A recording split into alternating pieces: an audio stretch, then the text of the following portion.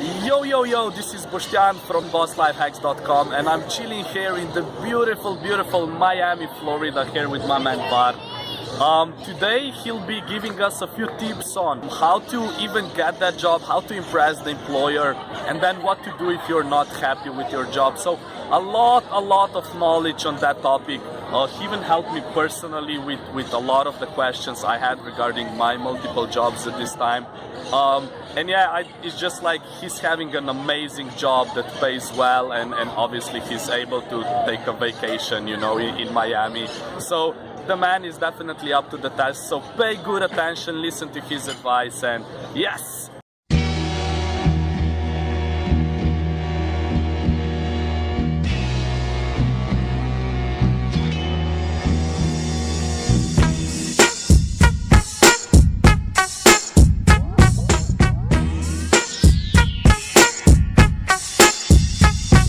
Vart, first of all, would you like to say maybe like what's your work or what do you do so people can relate, you know?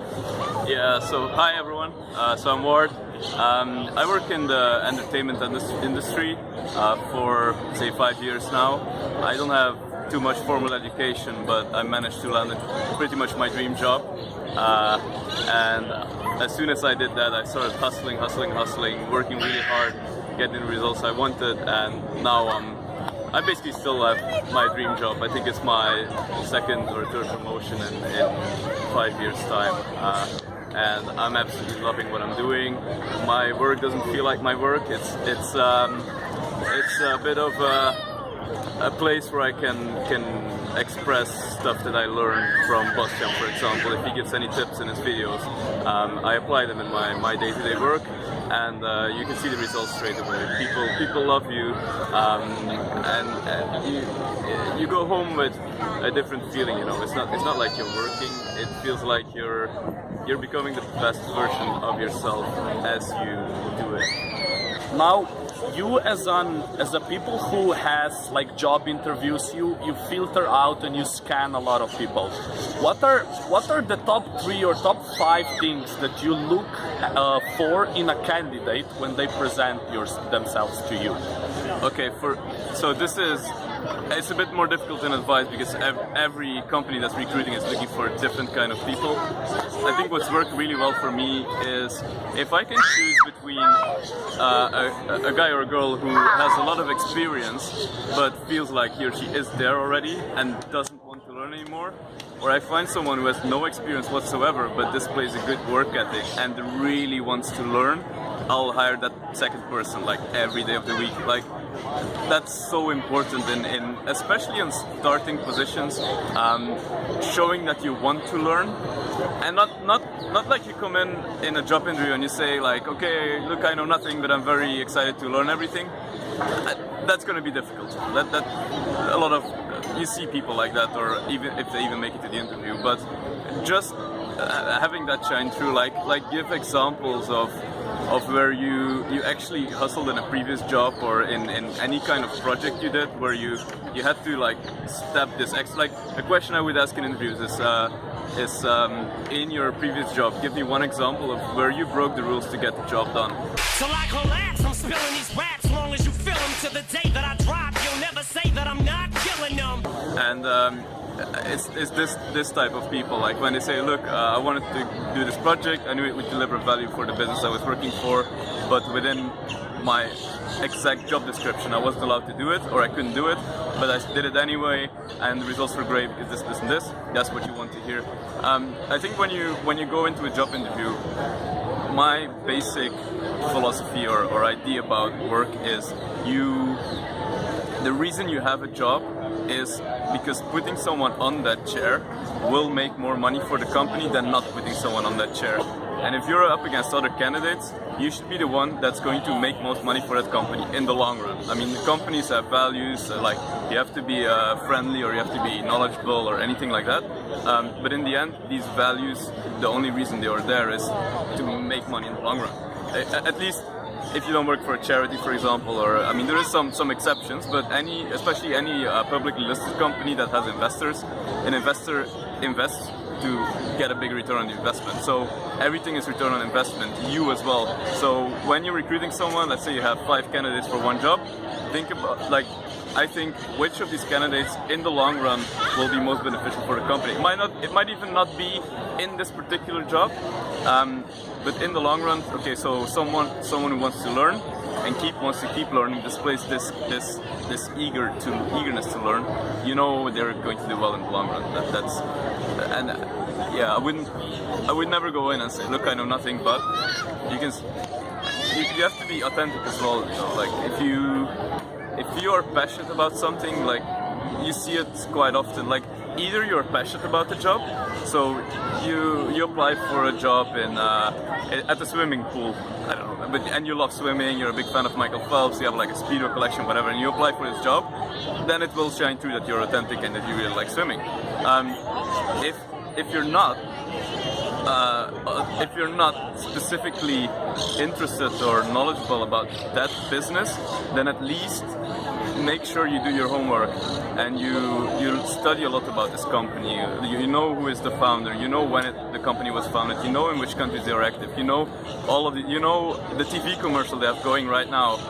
If you're applying for a marketing position, for example, like really do that homework and impress in an interview with knowing this. Not in a braggy way, but just whenever it comes up.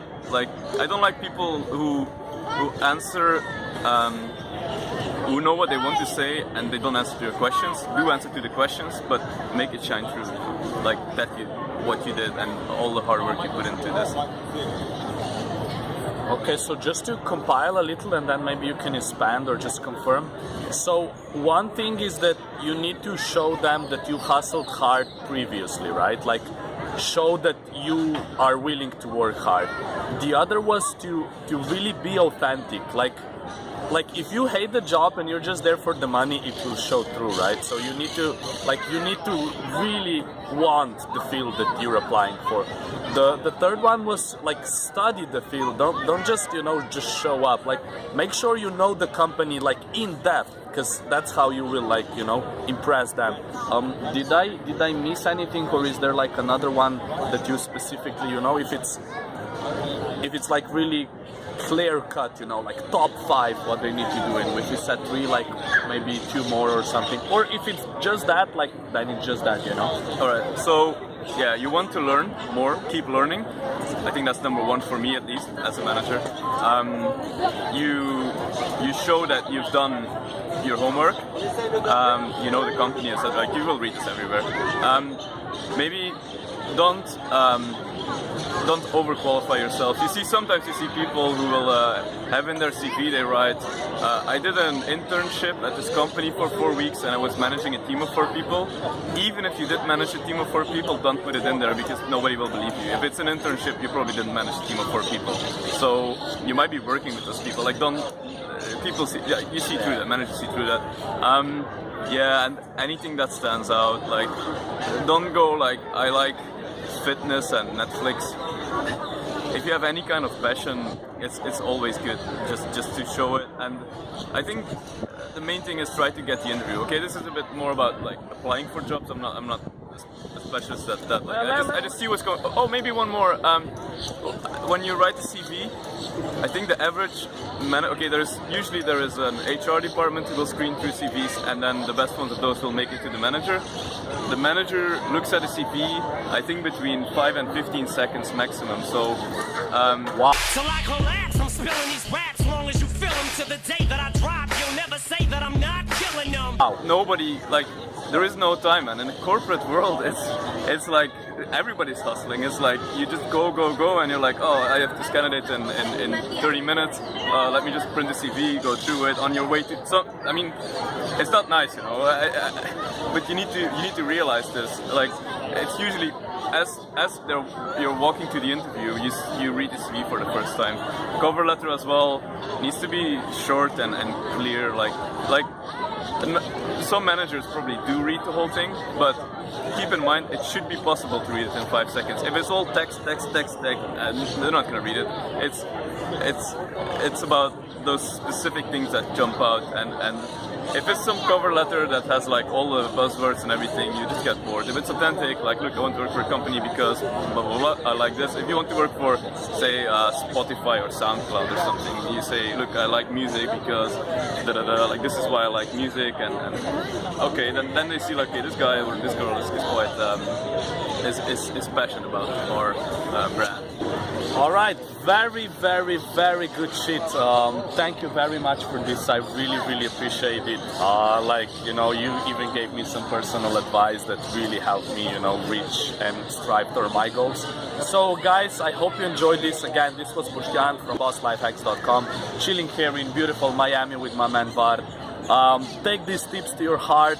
Hustle hard and, you know, enjoy the process in between. And now we're hitting the fucking beach. Peace!